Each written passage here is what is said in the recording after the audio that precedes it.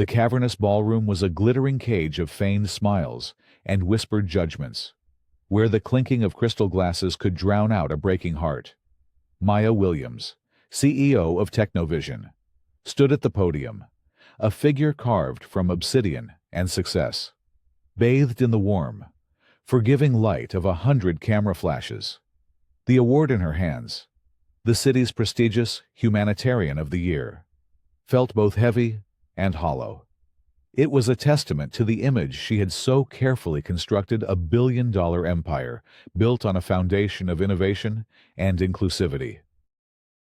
"Tonight," she began, her voice smooth and practiced, echoing through the silent, adoring hall, "we celebrate not one person, but a principle. The principle that success is not a zero-sum game, that lifting others up does not diminish our own altitude.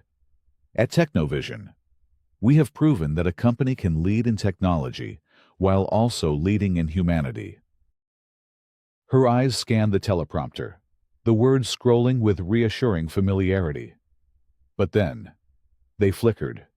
The text vanished, replaced by a grotesque, animated caricature, a black face with exaggerated lips and rolling eyes, a speech bubble filled with nonsensical, stereotyped jargon, a collective gasp, sharp and sudden, sliced through the opulent air. It was a sound of 1,000 polite masks slipping at once, revealing the schadenfreude and shock beneath. Maya froze. The warmth of the spotlights turned searing. The adoring faces in the crowd morphed into a tribunal of staring, judging eyes. Her trusted second in command, Robert Miller, stood near the stage, his face a perfect mask of concerned shock, but she saw it a flicker of triumphant malice in his eyes, so quick it was almost imaginary. In that nanosecond of public crucifixion, the polished floor of the grand ballroom dissolved, and she was falling 15 years back in time, to another room, another humiliation, a sterile boardroom. She was 25, an intern with messy hair and a desperate fire in her soul, holding a coffee tray. Robert Miller, then a junior executive, his voice just as sharp, his cruelty just as casual. Professional standards are required here, not messy hair like that.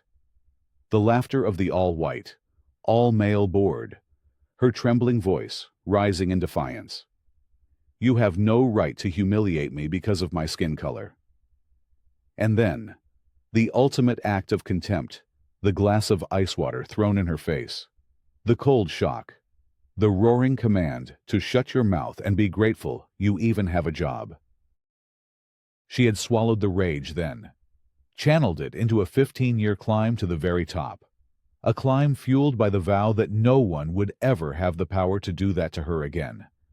And yet, here she was, in a grander room, with a bigger audience. The water had been replaced by pixels, but the sting of humiliation was identical. Robert hadn't changed. He had just waited, sharpening his knives in the shadow of her success, waiting for the perfect moment to remind her of what he truly believed she was. The silence in the ballroom stretched, becoming an entity of its own, thick with pity and morbid curiosity. They were waiting for her to break, to cry, to flee the stage in shame. But the woman who had survived that boardroom was not the girl who had entered it. Maya blinked once, clearing the ghost of the past from her vision. She took a slow, deliberate breath, drawing the toxic energy from the room and transmuting it into fuel. She looked away from the poisoned teleprompter, her gaze sweeping across the stunned faces of the city's elite, and she smiled.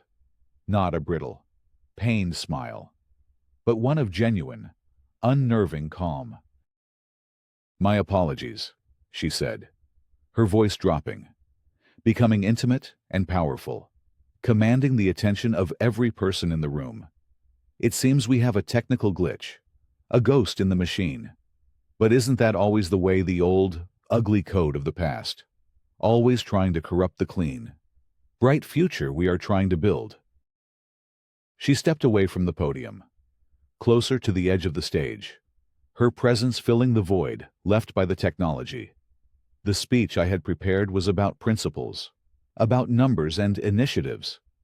But that caricature, as vile as it is, reminds me that this fight isn't about abstractions.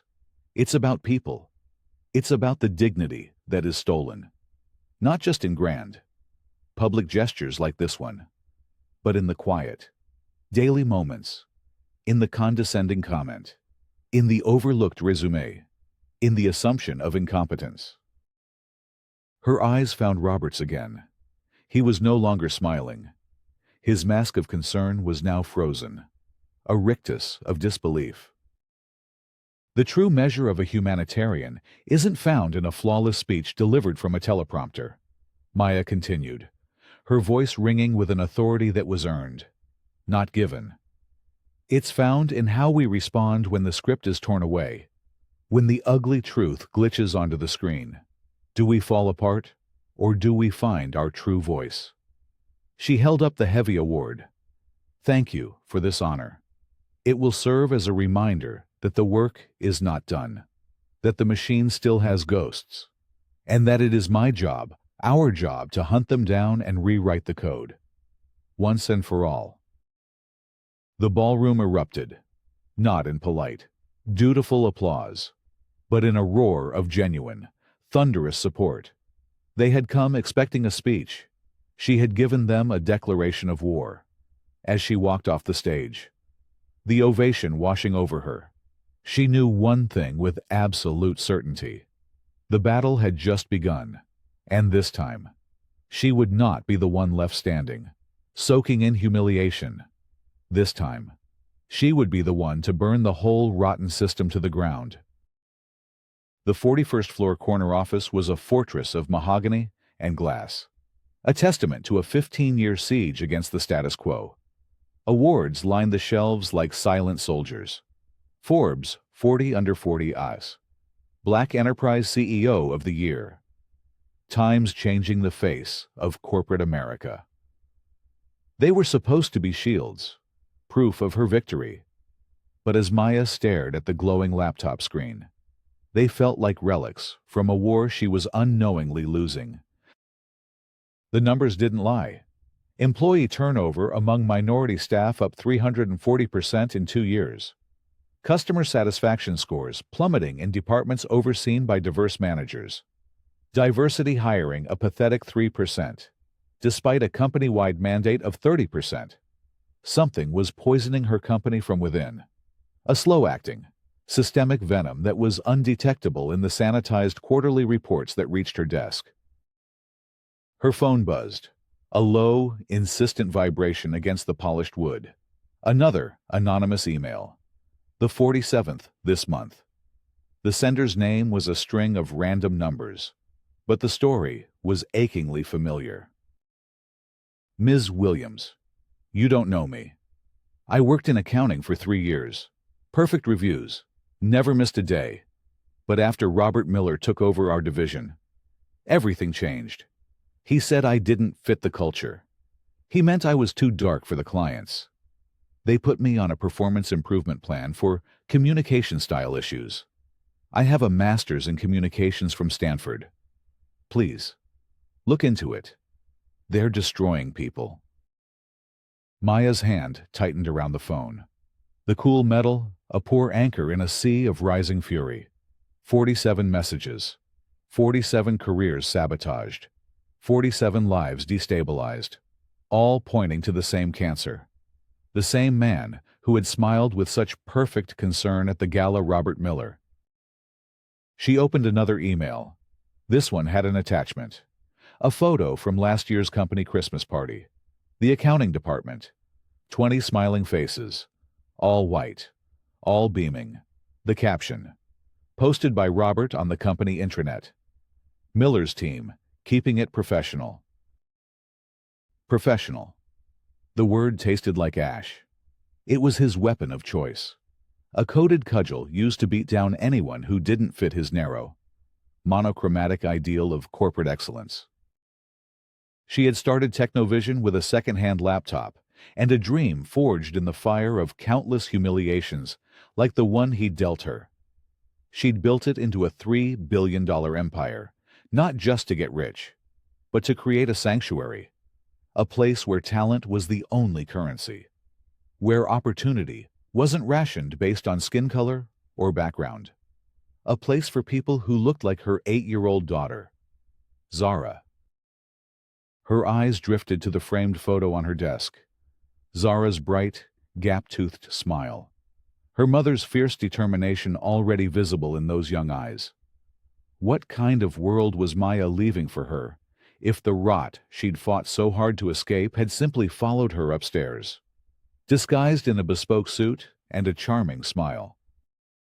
On Robert's credenza, visible even from across the room in photos, sat an old, faded photograph she'd never paid much attention to. It showed a group of men standing proudly in front of a small, nondescript factory building. It seemed out of place amidst his sleek, modern decor, a relic of a forgotten time, a clue she hadn't yet understood. A sharp knock preceded her CFO, David Thompson, who entered without waiting for a reply. His face was florid, gleaming with a fine sheen of sweat despite the aggressive air conditioning. "Maya, about these diversity initiatives," he began, his tone a practiced blend of concern and condescension. "The board thinks we should reassess. The clients are complaining. Communication issues with some of our urban hires." Urban, another code word, a polite, boardroom-friendly synonym for black or brown. "The board," Maya said, her voice dangerously level. "Or you and Robert." Thompson shifted his weight, a subtle tell that betrayed his discomfort. "The numbers don't lie. Maya, our customer satisfaction drops whenever we increase diversity hiring. It's not personal. It's just business."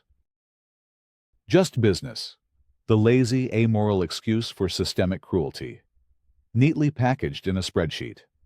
After Thompson left, a trail of expensive cologne and cheap excuses lingering in the air, Maya leaned back in her chair. She closed her eyes and entered the company's digital back door. Her executive password was a master key, but there were deeper locks, older systems that Robert and Thompson thought she'd forgotten. She typed in the command line access codes she herself had written in the company's infancy. The raw data from HR's servers flooded her screen, unsanitized and ugly. It was a digital graveyard of thwarted ambition. Resumes with ethnically identifiable names, 85% rejected by an algorithm that had clearly been tweaked, never even reaching a human reviewer. Employees of color consistently rated below expectations on subjective metrics like team synergy and cultural fit, despite having identical or superior productivity scores to their white colleagues. And then she saw it.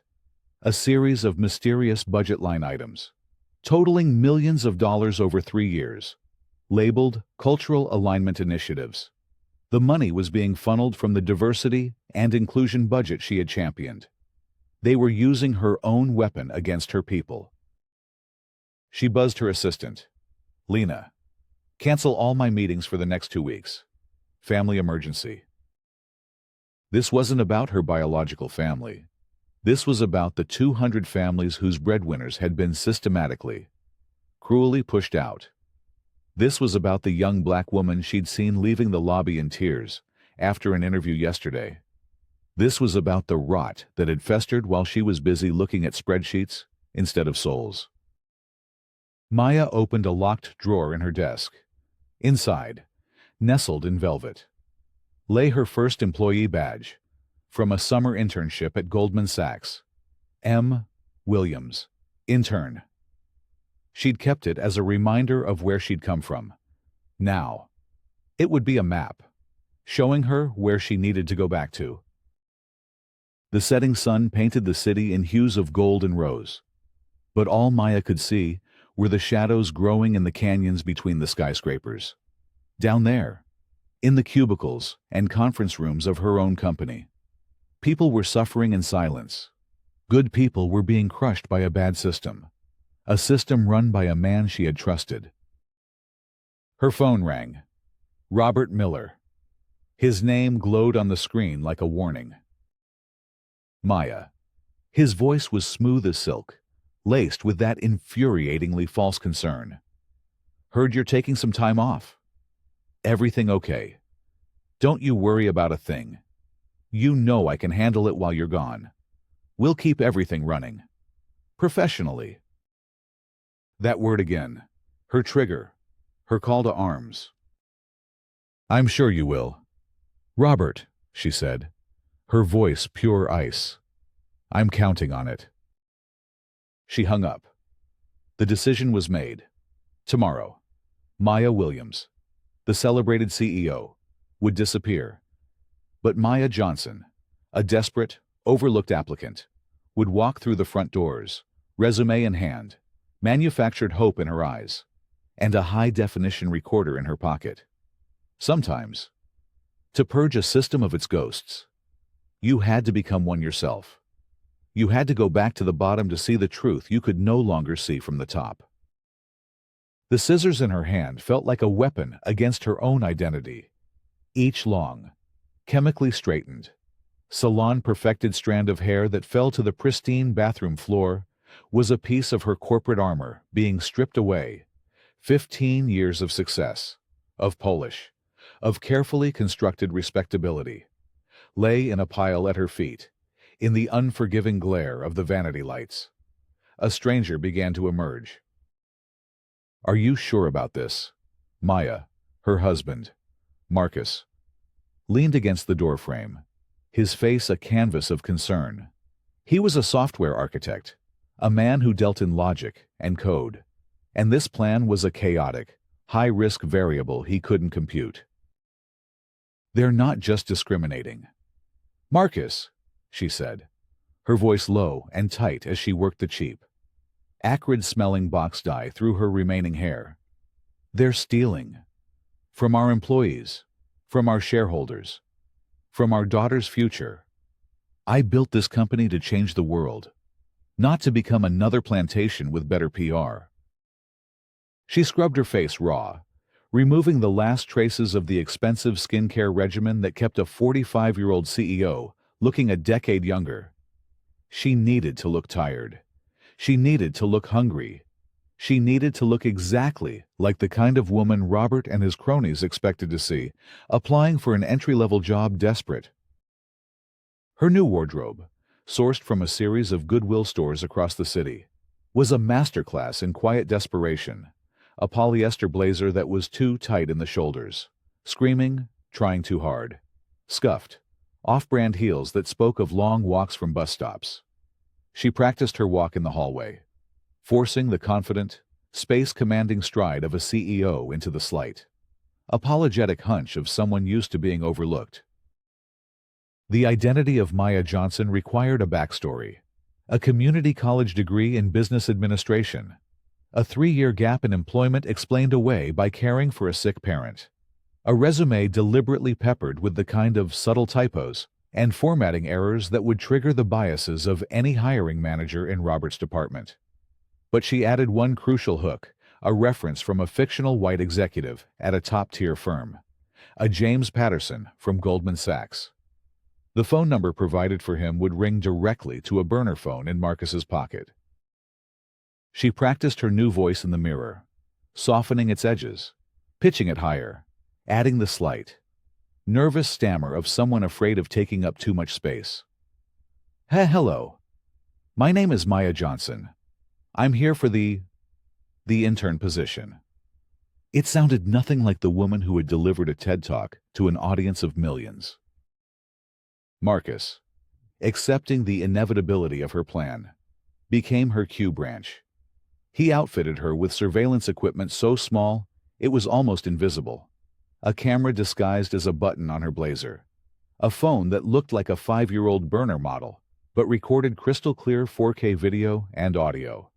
A USB drive that looked like a cheap promotional giveaway, but could clone an entire hard drive in under 60 seconds. You have 48 hours. Tops, he warned, his hands gentle as he fixed the camera button to her lapel. Before someone recognizes you. Before Robert gets suspicious. 48 hours is all I need, she replied, her mind already running through the company's internal schematics. Enough evidence to bury them so deep they'll never see the light of day again. And if they catch you, he asked, the fear naked in his eyes. Maya thought of the 47th anonymous email. She thought of Sarah Mitchell, the Stanford graduate whose name she'd seen on a list of employees being managed out. Then, at least I'll know for sure what my employees are really facing every day. The final touch was the hardest. She slipped off her wedding ring, a simple platinum band. Then, the Tanzanite anniversary ring. Finally, the Cartier watch Zara had picked out for her 40th birthday. Her fingers felt naked, vulnerable. For the first time in years, she felt stripped of the signifiers of her success. She was beginning to understand how her employees felt every day, stripped of their dignity before they even walked through the door. That night, from the security of her home office, she remotely accessed the company's application portal. Maya Johnson's flawed resume was submitted, routed directly to the overflowing queue for Robert's department. She watched the digital tracking.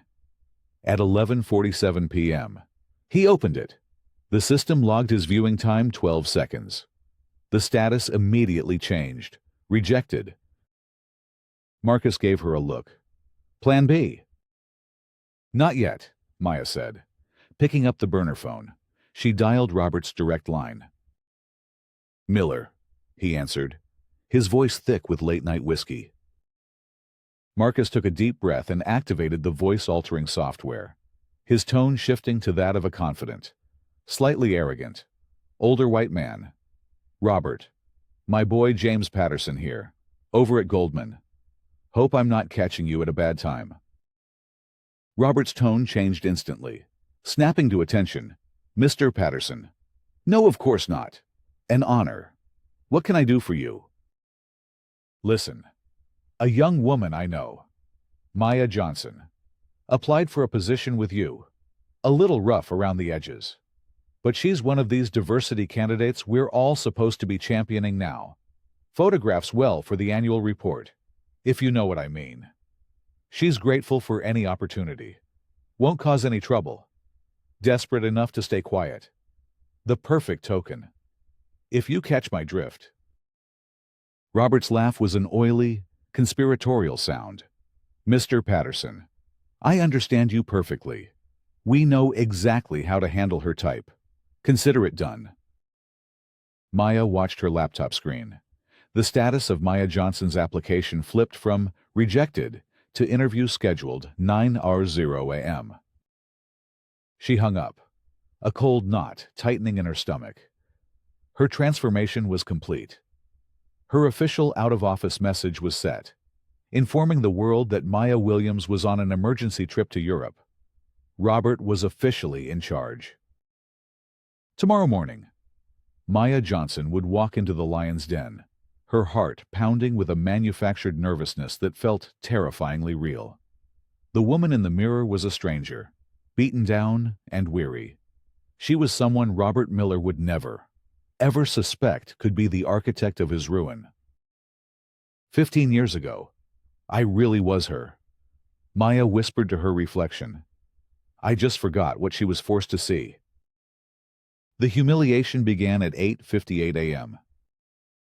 Johnson Robert Miller's voice cracked across the intern orientation room like a whip. 20 pairs of eyes, all young, all hopeful, all white, save for Maya, and one Latino boy, who seemed determined to study the pattern on the carpet, snapped towards her. You're late.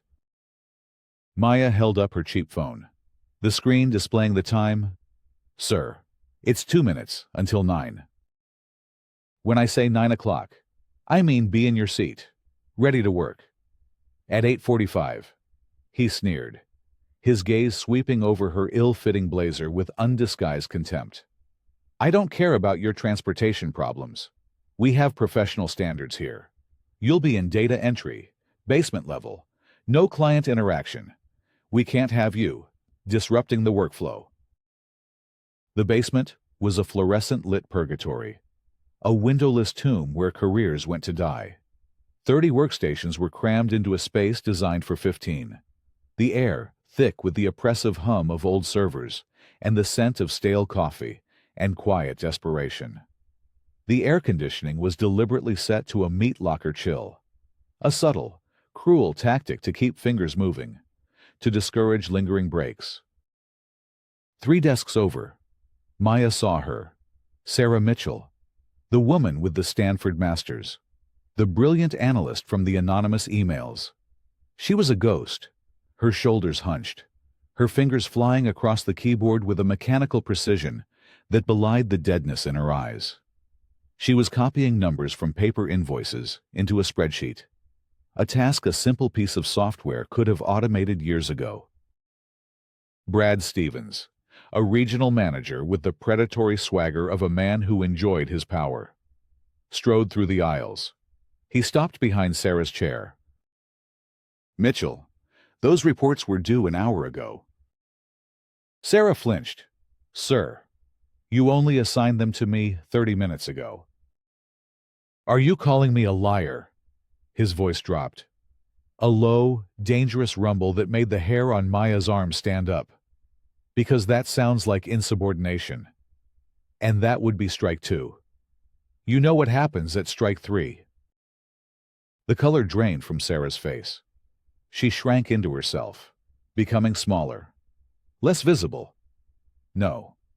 Sir. My mistake. I'll work faster." Maya's button camera captured it all: the threat, the fear, the casual destruction of a brilliant woman's spirit. Lunchtime was a lesson in corporate apartheid. Through the thick glass walls of their basement prison, they could see the executive dining room on the main floor, where managers were served sushi and steak on crisp, white linens. The basement break room offered a broken microwave and 2 vending machines, one of which was plastered with an out-of-order sign. "Don't even think about using the 3rd-floor kitchen," Sarah whispered to Maya, her voice a conspiratorial hiss. "They'll write you up for being in a client-facing area. Even though we work here," Sarah added with a bitter, mirthless laugh. "We don't really work here. We exist here. There's a difference." Maya claimed she desperately needed the money and volunteered for overtime. Brad Stevens just smirked. "Overtime interns don't get overtime. You should be grateful for the experience." She stayed anyway, long after the last of the basement drones had shuffled out, using the override codes from a low-level IT password she still had memorized. She accessed the building's security camera feeds on a hidden partition of her burner phone. She watched the executive floor. There they were, Robert and Thompson, in the CFO's office. They were counting cash, stacks of it, pulled from a safe labeled Diversity Initiative petty cash. "Another 50,000 for the offshore account," Thompson said, his voice tinny through the phone's speaker. "The auditors will never look twice at the diversity budget. It's political suicide to question it." Robert laughed, a sound that was utterly devoid of humor. "Genius. Maya's own progressive policies are funding our retirement. She's literally paying us to discriminate against her people." The next morning, Maya found Sarah crying in the women's restroom, her body racked with silent, hiccuping sobs. "They demoted me again," Sarah whispered, her words muffled by cheap paper towels. "I found an accounting error in Thompson's quarterly report, a misplaced decimal point. I saved the company $2 million in potential tax penalties. My reward: I've been reassigned to coffee duty for the executive floor. He said my analytical skills were creating departmental friction." "Why don't you just quit?" Maya asked, playing the role of the naive newcomer. And go where Sarah's eyes, red-rimmed and exhausted, met Maya's in the mirror. "They've blacklisted everyone who's left this department on bad terms. Robert has connections everywhere. One call from him, And you're unhireable in this city. This basement. It's a cage. The smoking gun. The piece of evidence that would incinerate their entire operation. Came at 3 p.m. Maya Johnson was delivering coffee to the main boardroom, her hands trembling for the recorder's benefit. Robert was addressing 10 senior managers. She lingered by the door, pretending to wipe up a spill. The Johnson woman is a perfect example of why our system works, Robert was saying, his voice oozing with self-satisfaction, grateful for crumbs. Won't complain, won't organize. Keep them desperate, and they will thank you for the privilege of the abuse. Someone asked about legal risks. Thompson pulled up a spreadsheet on the main screen. We've settled 17 discrimination complaints in the last 3 years. Total cost, under NDA, $800,000. Know how much we've saved by suppressing minority salaries and avoiding benefit packages? $15 million. The math is simple, gentlemen. It's cheaper to settle with the few who complain than it is to treat them all fairly. But the final blow was personal. And the beautiful part, Robert continued, leaning forward conspiratorially, is that Maya Williams has no idea. She's up in her ivory tower, giving speeches about changing the world. Meanwhile, we've turned her little utopia into the most sophisticated, legally defensible discrimination machine in corporate America, all perfectly deniable. Brad Stevens raised his coffee mug. To Maya Williams, he toasted with a smirk. The useful idiot. The room erupted in laughter and agreement. They toasted her, her blindness, her failure. The sound followed Maya all the way back to the basement, a chorus of betrayal that echoed in her soul. That night, Maya couldn't sleep. The evidence was overwhelming, but it felt incomplete. She needed more. She needed the why. At 2:00 a.m., she used her cloned intern badge to access the executive floor. The offices were dark and silent, a mausoleum of marble and malice. Robert's office was unlocked. His computer was asleep, but not logged off. Maya plugged in the cloning USB. 60 seconds, as the files transferred. She scanned his desk. Her eyes landed on the old, faded photograph she'd noticed before. The factory, the proud men. This time, she looked closer. Tucked into the corner of the frame was a small, tarnished brass plate. She snapped a high-resolution photo with her phone and zoomed in. Miller and Sons Textiles, 1955, 1998. A quick search on her phone of archived business journals from 1998 brought up the story. Miller and Sons Textiles, a third-generation family business, forced into bankruptcy following a hostile takeover by Williams Acquisitions. Williams Acquisitions, her father's firm. Her blood ran cold. She read the article, her heart pounding against her ribs. Her father, a man she remembered as a loving but ruthless businessman, was described as a corporate raider who had systematically dismantled the small company, sold off its assets, and left the Miller family with nothing. The article included a photo of Robert's father, a broken man on the steps of his shuttered factory. It was the same man from the photograph on Robert's desk. This wasn't just about greed or racism. This was a vendetta, a 30-year-old wound that had been left to fester into a cancerous, all-consuming hatred in Robert's eyes. She wasn't Maya Williams, the progressive CEO. She was the daughter of the man who had destroyed his family, a hypocrite building an empire of equality on the ruins of his father's legacy. He wasn't just trying to sabotage her company. He was trying to prove that her entire philosophy was a lie. That, at the core, all Williamses were just ruthless destroyers. The USB beeped. The data transfer complete. She pulled it out, just as she heard the whisper of the office door swinging open. She ducked behind the large leather desk, her heart a frantic drum against her ribs. David Thompson stood silhouetted in the doorway, a golf club held loosely in one hand. "I knew someone was up here," he slurred, his words thick with alcohol. Building security flagged an after-hours access from the basement. "What are you stealing, girl?" Maya stayed low, her mind racing. She had the evidence.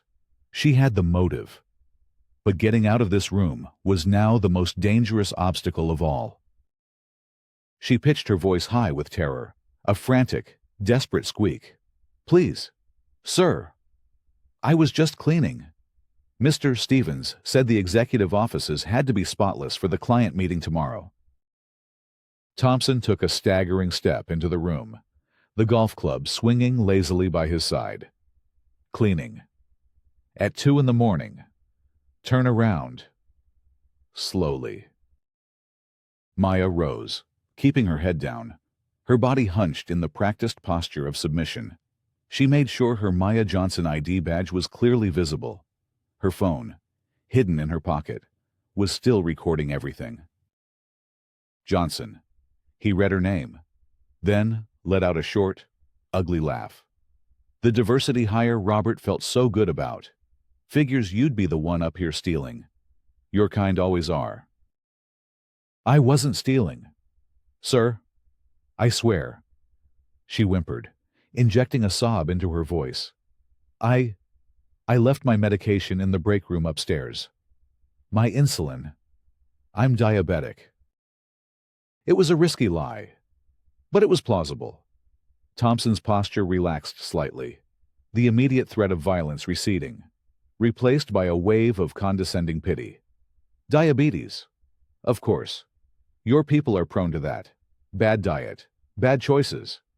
He moved closer, his breath a hot, foul wave of bourbon. "You know what I'm going to let this slide. But you owe me. You understand tomorrow. At the shareholders' meeting. You're going to do exactly what I tell you." "Yes, sir," she whispered, her eyes fixed on the floor. "Good girl. Now get out of here before I change my mind. And Johnson, if you mention seeing me here to anyone, I'll make sure you don't just lose this job. I'll make sure you never work in this city again. I will destroy your entire family." She scrambled past him, feigning terror, not breaking into a run until she was safely in the elevator, the USB drive feeling like a live grenade in her pocket. Back in the suffocating silence of the basement, she plugged the drive into a burner laptop. The contents of Robert's personal folders unfurled on the screen. A digital blueprint of pure evil. A folder labeled Operation Whitewash contained psychological profiles of every minority employee, with detailed notes on their vulnerabilities and strategies for performance managing them out. Sarah Mitchell's file was thick, marked with a red flag. Priority target. Too smart. Asks too many questions. Potential organizer. Another folder. The Slush Fund. Contained scanned receipts and wire transfer confirmations. The $5 million from the diversity budget had been meticulously laundered to purchase a beach house for Robert, a yacht for Thompson, and a new Lamborghini for Brad Stevens. But the final folder, titled simply Contingency, made her blood freeze. Inside was a single file, a forged suicide note, written in a chillingly accurate facsimile of her own handwriting. "Due to the immense pressure and the failures of my diversity initiatives, I, Maya Williams, can no longer continue." Attached was an email chain between Robert, Thompson, and Stevens with the subject line, "The Final Solution." Robert's email was dated 3 weeks ago. "Once Maya signs off on the year-end budgets, we execute the plan. The narrative will be perfect. The inspiring black CEO, who tragically couldn't handle the pressure. The media will eat it up. We'll be hailed as the loyal deputies who tried to save her." Thompson's reply. "The forgery is perfect. The news release is drafted, with her gone. We can finally purify the company's culture. No more pretending." They weren't just planning to oust her. They were planning to murder her and turn her death into a public relations victory.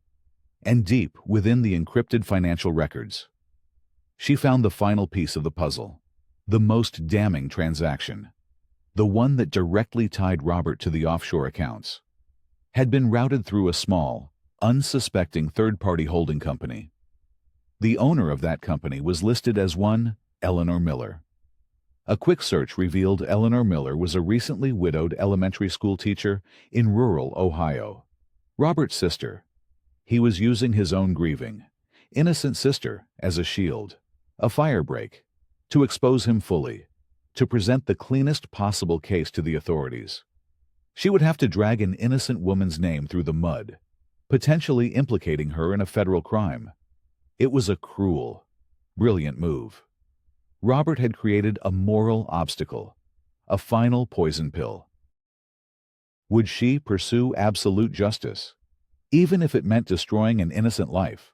Or would she show a mercy Robert himself was incapable of, potentially weakening her own case? Her phone buzzed, a sharp, frantic vibration. It was a text from Sarah. They moved up the annual shareholders meeting. It's tomorrow at 9 a.m. Robert is announcing the final round of layoffs. All 47 of us from the list. It's happening. Maya looked at the clock. It was 3:00 a.m. She had 6 hours. 6 hours to prepare for a war that was no longer just for the soul of her company, but for her very life. She sent a single, encrypted text to Marcus. Got everything. It's worse than we imagined. Call the FBI at 8:45 a.m. Tell them to come to the annual shareholders meeting. And Marcus, I love you. She looked at the Maya Johnson ID badge one last time. Tomorrow, the terrified intern would die, and Maya Williams would rise from her ashes, with the fires of hell in her hands and a terrible choice in her heart. The grand auditorium, usually reserved for product launches and celebratory town halls, felt like a public execution chamber. 500 shareholders, executives, and high-level employees sat in tiered rows, a coliseum of capitalism waiting for the spectacle to begin. Robert Miller stood at the podium, basking in the spotlight, his smile as sharp and polished as a surgeon's blade. As you know, he began, his voice resonating with a feigned solemnity. In these challenging market conditions, we must restructure for maximum efficiency. This means making some difficult, but necessary, decisions. Today, 47 positions will be eliminated. I want to be clear, this is not personal. It's professional. In the third row, Sarah Mitchell sat perfectly still, her hands folded in her lap, a portrait of quiet dignity in the face of her own corporate demise, scattered throughout the room. The other 46 members of the termination list waited for their names to be called, for the final axe to fall. And before we proceed, Robert continued, his eyes scanning the crowd, I want to address the vicious and unfounded rumors sparked by a regrettable incident at last week's gala. Let me be clear, Technovision Corp values diversity above all else. We provide opportunities for everyone. His gaze landed on Maya, standing in the back, dressed in the shabby uniform of Maya Johnson. Johnson, stand up. Show our shareholders our deep commitment to inclusion. A murmur went through the crowd. Maya stood slowly, feeling hundreds of eyes on her, on the cheap blazer, the scuffed shoes, the embodiment of a corporate charity case. You see, Robert's voice dripped with condescension. We give everyone a chance, even those who struggle with the basics. Johnson here has been with us for nearly a week and still can't quite figure out the coffee machine. A wave of sycophantic laughter rippled through the executive section. Thompson's braying was the loudest. Maya began to walk forward, down the center aisle, each step deliberate, the terrified shuffling gait of Maya Johnson slowly, almost imperceptibly, transformed. Her shoulders straightened, her head lifted, the apologetic hunch evaporated, replaced by the familiar, commanding posture of a CEO. "Actually, Robert," she said, her voice clear and strong, cutting through the residual laughter. "I've figured out a lot more than just the coffee machine." The room fell silent. Robert's smile flickered, a glitch in his perfectly composed facade. "Johnson, sit down. You're embarrassing yourself." "No," Maya said, reaching the bottom of the stage. "I'm done being embarrassed." She reached up and pulled off the cheap, non-prescription glasses. She unpinned her hair, letting it fall around her shoulders. "My name is Maya Williams. I am the founder and CEO of this company. And for the past week, I have been your lowest paid intern, documenting every last one of your crimes." The silence that followed was absolute, a perfect vacuum of shock and disbelief. Robert's face went white, the blood draining from it as if he'd been physically struck. Thompson dropped his leather-bound portfolio with a loud thud. In the front row, Brad Stevens looked like he was about to be sick. "Impossible," Robert stammered, his voice a hoarse whisper. "Maya's in Europe." "Maya's right here," she said, pulling her real phone from her pocket and connecting it wirelessly to the massive presentation screen behind him. "And she has something to show all of you." The screen lit up. Robert's face, captured by Maya's button camera, filled the auditorium. His voice boomed from the speakers. "Our clients don't want to see certain faces representing their accounts. It's not racism. It's business reality." Gasps and shouts erupted from the audience. Sarah Mitchell covered her mouth, tears streaming down her face. The next clip played Thompson in his office, counting stacks of cash. Another $50,000 from the diversity fund. Maya's too busy being a celebrity CEO to notice. Then, the spreadsheet appeared on the screen, 20 feet tall, every name on the termination list glowing in crimson. People in the audience pointed, recognizing their own names, their friends' names. But wait, Maya's voice cut through the chaos. "There's more." The email detailing the murder plot filled the screen. Every horrifying word visible to the last row. Make it look like suicide. The black CEO who couldn't handle the pressure. Someone screamed. Robert, cornered and frantic, backed against the podium. "These are fabrications, deep fakes. She's lying to seize control of the board." "Am I?" Maya walked onto the stage, holding up a stack of printed documents. "Is this your signature?" "Robert, on the incorporation papers for a shell company in the Caymans. Are these the wire transfers, totaling $5 million, from our diversity budget to your offshore accounts?" She paused, then looked him directly in the eye, her voice dropping. "Should I tell them about Miller & Sons Textiles? Should I tell them this was never about business, but about a pathetic, 30-year-old vendetta you have against my father?" Robert stared at her, his face a mask of pure, unadulterated hatred. At that moment, the doors at the back of the auditorium burst open. "FBI, nobody move." Special Agent Martinez, flanked by a dozen agents, strode down the aisle. "Robert Miller, David Thompson, Brad Stevens. You are under arrest for wire fraud, embezzlement, conspiracy, and attempted murder." Thompson made a break for a side exit, but was tackled by two agents. Stevens simply fainted, collapsing in a heap. But Robert stood his ground, his eyes locked on Maya's. "You destroyed everything," he hissed, as agents pulled his arms behind his back. "This company was perfect without your kind interfering." "My kind." Maya stepped so close she could feel the heat of his rage.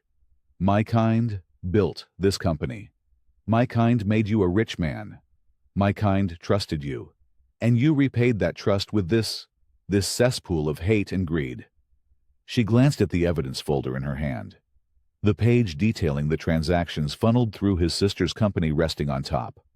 She made a choice. She turned to Agent Martinez. "Agent, you'll find the primary evidence of the financial crimes on this drive. The accounts are in his name, registered to a post office box he controls. It's all there. Clean." She had found another way, a more complex path through the data that isolated his culpability completely, leaving his sister's name out of the official record. It was a mercy he didn't deserve, but it was a testament to the person she was. She would not destroy an innocent to punish the guilty. As the FBI dragged him away, Robert screamed, "This isn't over! Williams!" Maya looked down at the Maya Johnson ID badge she still held in her hand. "You're right, Robert," she said to the empty air. "It's just beginning." She turned to face the 500 stunned, silent people in the audience, her employees, her responsibility, her family. For years, these men have terrorized this company. They have stolen from you. They have lied to you. And they have tried to destroy the very soul of what we stand for. I failed you by not seeing it, but I see it now. Her eyes found Sarah Mitchell. "Sarah, come up here." Sarah walked to the stage on shaking legs. Maya took her hand, holding it up for everyone to see. Everyone whose name was on that termination list. "Please, stand up." 47 people rose, a constellation of survivors. "You are not fired," Maya declared, her voice ringing with the force of a promise kept. "You are promoted. Effective immediately." She looked at the sea of faces, some crying, some angry, all of them waiting for what came next. "Tomorrow, we begin to rebuild, not just our policies, but our trust, not with empty words about diversity, but with a radical commitment to dignity. And we will start by finally listening to the voices we have ignored for far too long." The applause started with Sarah. It spread to the other 46. And then it erupted. A wave of sound, of relief, of hope, washing over the stage, cleansing the room of the poison that had infected it for years. Maya Williams was back. But the lessons of Maya Johnson would never be forgotten. The next morning, the boardroom was unrecognizable. The long, intimidating mahogany table, a symbol of hierarchical power, had been replaced by a circle of comfortable chairs. And the people sitting in those chairs were not the usual C-suite executives. Sarah Mitchell sat in the spot Robert used to occupy. Miguel Rodriguez, the Latino intern who had been fired for speaking Spanish on his break, sat where Thompson used to sneer. The circle was completed by the 45 other survivors of the purge list. This was not a board meeting. It was a council of war and reconstruction. "First order of business," Maya announced, her voice raw but steady. "Restitution. We are conducting a full forensic audit. Every penny of the $5 million they stole is being returned. Not to the company's coffers, but to the people it was stolen from." Sarah, no longer hunched and fearful, but radiating the fierce intelligence she had been forced to hide, presented a spreadsheet. Based on the preliminary accounting, and factoring in suppressed salaries, stolen overtime, and denied bonuses, each of the 400 employees affected by Miller's regime is owed, on average, $16,000 in back pay. "Pay it," Maya commanded the interim CFO, who was patched in via video call. "Today, direct deposit by close of business. No paperwork, no delays." A few minutes later, phones around the circle began to buzz. Miguel Rodriguez stared at his screen, his eyes wide with disbelief. This is more money than my father made in his entire life." "It was always yours, Miguel," Maya said gently. "They just kept it from you." Next came the power shift. Maya projected a new organizational chart onto the wall. Sarah Mitchell, you are our new Chief Justice and Equity Officer. This is not a token HR position. You will have final veto power over every hire, every promotion, and every termination in this company. Nothing happens without your approval. Tears welled in Sarah's eyes, but this time, they were tears of validation, not defeat. Miguel, Maya continued, you're heading a new department, the Office of Internal Advocacy. Your only job is to investigate every single employee complaint. No matter how small, you will bypass the entire management structure and report directly to me. Around the circle, new roles were created. New power was bestowed. The terminated became the leaders. The silenced became the arbiters. What about the others? A woman from marketing asked. The ones who weren't targeted, but who stood by and did nothing. The ones who laughed at Robert's jokes. Maya pulled up another list. 200 names. The silent enablers. Mandatory re-education. She said, but not the sensitivity training they can sleep through. We're calling it Truth and Reconciliation. For 1 month. They will work in the departments they ignored. The VPs from marketing will work in the mailroom. The managers from sales will clean the bathrooms. They will learn empathy by force if necessary. And if they can't handle it, the door is open. Just then, the boardroom doors swung open. A delegation of their largest clients, led by Richard Blackstone, a notoriously conservative CEO, stood there, their faces grim. Maya, we're deeply concerned. Blackstone began. We heard about the arrests. This public upheaval. Our shareholders are uncomfortable with this level of instability and activism. Your shareholders are welcome to divest, Maya said, her voice pure steel. Technovision will no longer contort itself to appease bigotry. If our commitment to human dignity costs us clients, then so be it. We will find better clients. Blackstone's face turned crimson. You'll lose billions. We already lost something far more valuable, Maya retorted. Our soul. We're in the process of getting it back. Now, if you'll excuse us, we have a company to rebuild. The rest of the day was a blur of revolutionary change. The old, labyrinthine employee handbook was publicly shredded, replaced by a single page that read, 1. Treat everyone with dignity. 2. Produce excellent work. 3. Everything else is negotiable.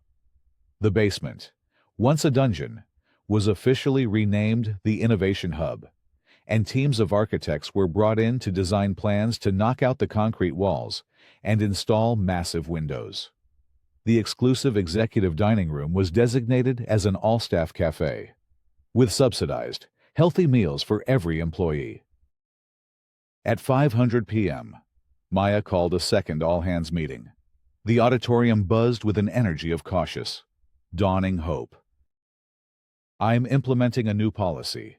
Effective immediately, Maya announced from the stage. Radical transparency. From this moment forward, every salary in this company, from mine to our janitorial staff, will be public knowledge within the company. Every major decision will be documented and shared. Every complaint will be publicly addressed and resolved within 24 hours. She pulled up her own compensation package on the screen. I made $50 million last year. That is obscene. Effective immediately. I am cutting my salary to $1 million. The other $49 million will be placed into a new employee empowerment fund, to be used for childcare, education grants, and emergency assistance, administered by a committee that you will elect. The room didn't just applaud, it erupted. It was a sound of disbelief turning into belief, of cynicism giving way to hope. Sarah took the microphone. I have something to say, she said, her voice shaking but strong. For 3 years, I came to work every day, feeling invisible and alone. I thought my suffering was my own personal failure. But Maya Johnson came down to the basement and showed me that we were not alone, and that together, we are unstoppable. The crowd roared, chanting the name of the fictional intern who had saved them. Maya looked down at the Maya Johnson badge, then walked over and handed it to Sarah. "Frame this," she said. "Put it in the lobby. A reminder to everyone who enters this building that the smallest voice can topple the greatest tyrant." As the celebration continued, her phone buzzed. It was a message from the FBI. Robert Miller, in a desperate bid for a plea deal, was offering to expose similar discriminatory and embezzling operations at a dozen other Fortune 500 companies. Maya smiled. The revolution wasn't over. It was contagious. 6 months later, the 41st floor of the Technovision Tower was a place reborn. The oppressive mahogany and sterile marble had been replaced with warm woods, vibrant art created by employees, and comfortable, collaborative workspaces. In the center of what was once Maya's imposing office, now a communal strategy room, sat the Maya Johnson ID badge, encased in museum-quality crystal on a simple pedestal. Sarah Mitchell, her title now simply Chief Ethos Officer, strode in holding a tablet, a brilliant smile on her face. "The numbers are in," she announced to the team gathered around the central table. "Employee satisfaction is at an all-time high of 97%. Voluntary turnover is near zero. And despite losing Blackstone and 2 other major clients, our revenue is up 18%. It turns out companies actually want to partner with a business that isn't run by criminals." Down in the Innovation Hub, the former basement was flooded with natural light from new floor-to-ceiling windows. Miguel Rodriguez was mentoring the newest class of interns, a vibrant, diverse group of 30 young people from every background imaginable. A young woman in a hijab asked him, "Is it true you were almost fired for speaking another language here?" Miguel laughed, a warm, easy sound. 6 months ago. Yes. Today, we have a linguistic bonus program. The more languages you speak, the more you earn. My mother, who used to clean offices at night and now works in our multilingual customer service department, makes more than some of the VPs who used to ignore her. The most profound change, however, was not in the policies or the profits, but in the small, daily interactions. In the all-staff cafe, a white manager who had been one of Robert's silent enablers now sat with a young black engineer, taking notes as she explained a complex coding architecture. He had requested to be her mentee after his month of truth and reconciliation working on the loading docks. He had seen, for the first time, the brilliance he had been trained to overlook. The final piece of Maya's plan, the one she had been working on in secret, was ready. She stood, not in an auditorium, but in the shadow of a derelict factory on the outskirts of the city, the old Miller & Sons textiles building. She was flanked by Sarah, Marcus, and a small group of community leaders. A banner behind them read, "The Miller Williams Restorative Justice Foundation." Corporate greed and predatory practices don't just destroy companies, Maya said to the small crowd and the single news camera she had invited. They destroy families. They destroy communities. This place is a testament to that. She gestured to the crumbling factory.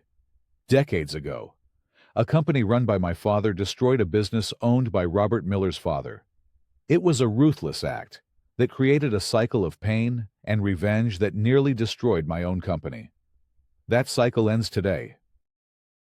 She announced the foundation's mission funded by the $5 million recovered from Robert's slush fund, a matching $5 million from her own personal wealth, and a permanent 10% of Technovision's annual profits.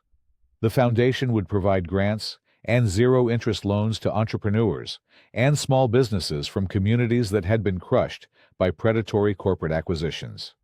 Its first act was to purchase the old factory and the surrounding land. Not to redevelop it for profit, but to turn it into a state-of-the-art vocational school and community center. Later that day, back in her office, she received a letter. It was postmarked from a federal prison. It was from Robert. She expected a page of threats or vitriol.